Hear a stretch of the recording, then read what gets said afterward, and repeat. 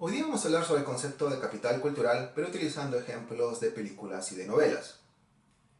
Como ustedes saben, el concepto de capital cultural fue desarrollado por el sociólogo francés Pierre Bourdieu. En términos generales se le puede definir como la información, la educación y las habilidades que las personas reciben en virtud de su condición de clase y que en el tiempo les va a permitir insertarse ya sea en una posición dominante o subordinada en las diversas dimensiones de la vida social, en el mundo empresarial, en el mundo artístico, en el mundo académico, etc.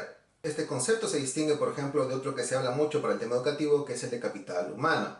Este último se puede decir que en realidad es una visión bastante economicista del tema, porque lo que le interesa es ver qué tanto mis años de educación formal o qué tanto mi entrenamiento afecta a mi productividad laboral y mi nivel de ingresos.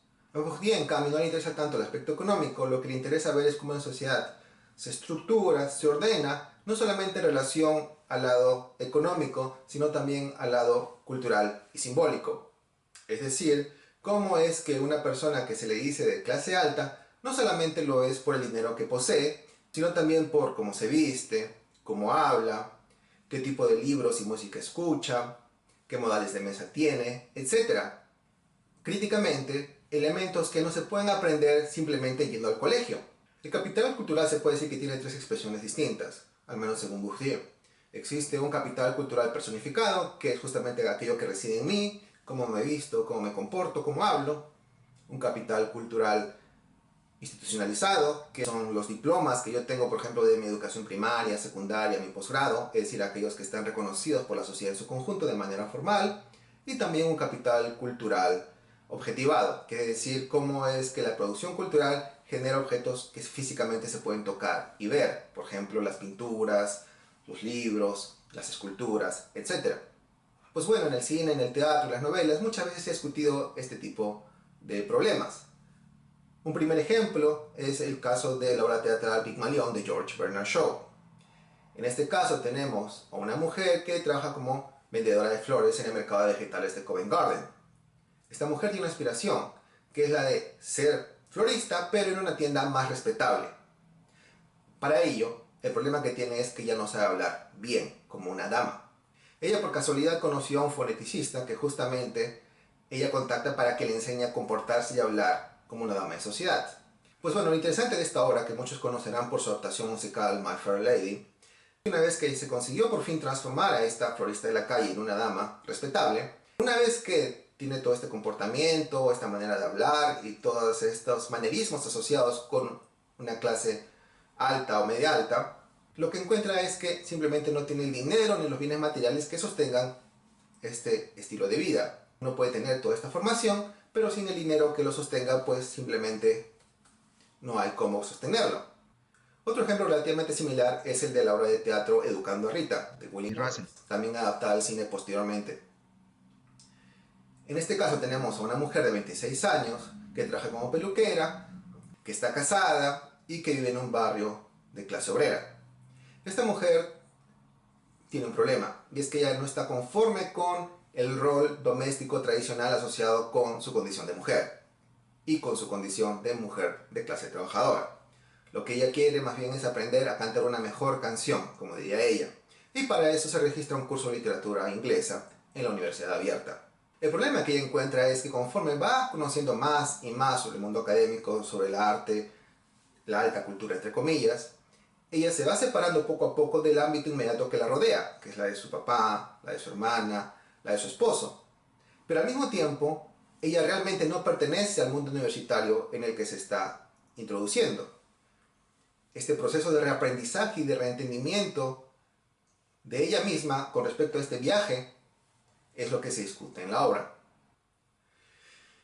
Un tercer ejemplo lo podemos encontrar también en el ensayo de George Orwell que se llama Camino a Wigan-Pier. En este caso, George Orwell fue contratado en el periodo de entreguerras para que visite a un barrio minero en el norte de Inglaterra. Ahora, George Orwell describe cómo es que las personas viven en estas condiciones de pobreza, sus hábitos domésticos, etc. A veces es un poco árida la descripción, ciertamente, pero lo interesante es que Orwell, siendo Orwell, no se conforma con describir simplemente qué tan mal viven los pobres. Lo que él hace es decir lo siguiente: si los pobres viven tan mal, entonces el mensaje socialista tiene sentido y más personas deberían adoptar este mensaje socialista. Pero ¿por qué no ocurre eso? La segunda parte del libro justamente lo que él hace es discutir aquellas barreras que separan a aquellos que lideran el movimiento socialista con la clase trabajadora misma, que supuestamente es la que se beneficiaría de un triunfo de una propuesta ideológica de izquierda. Y parte de esa discusión incluye delinear cómo es que los sectores burgueses, aun cuando se proclamen ser socialistas, realmente no empatan completamente con los hábitos, modos de ver y formas de comportarse de los pobres. En este caso les quiero dar, por ejemplo, una cita muy interesante. George Orwell dice: "Yo he conocido a varios socialistas burgueses. Los he escuchado despotricar por horas contra su propia clase. Y sin embargo, nunca, ni siquiera una vez, he visto a uno de ellos adoptar modales de mesa de un proletario. ¿Y por qué no? Porque una persona que piensa que todas las virtudes residen en el proletariado pone tanto esfuerzo en tomar la sopa de manera silenciosa. Solo puede ser porque en su interior siente que los modales proletarios son repugnantes". Entonces se puede decir que responde aún al entrenamiento que recibió desde su infancia, cuando se le enseñó a odiar, temer y despreciar a la clase trabajadora. Entonces nuevamente tenemos esta tensión que se puede encontrar entre clases sociales, aun cuando las posiciones políticas que uno adopte probablemente no deberían generar tanto distanciamiento.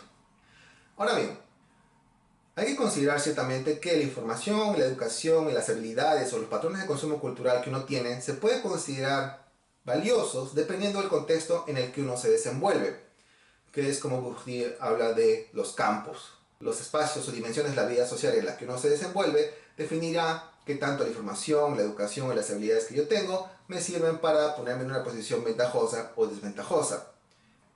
En otras palabras, aquello que me sirve para triunfar como un académico no es lo mismo que me sirve para triunfar como un empresario. Y esta tensión a veces es bastante graciosa. Es el caso de la película francesa El gusto de los demás o Le goût des autres. En este caso tenemos un empresario que no tiene mucha educación, que no tiene mucho gusto por el arte, pero que por obligación va a ver una obra de teatro, Julio César de William Shakespeare.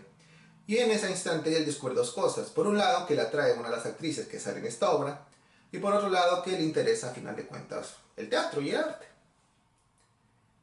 El reto que él tiene es que para poder acercarse más y más a esta mujer, tiene que insertarse al mundo social que la rodea, de artistas, escritores, etc.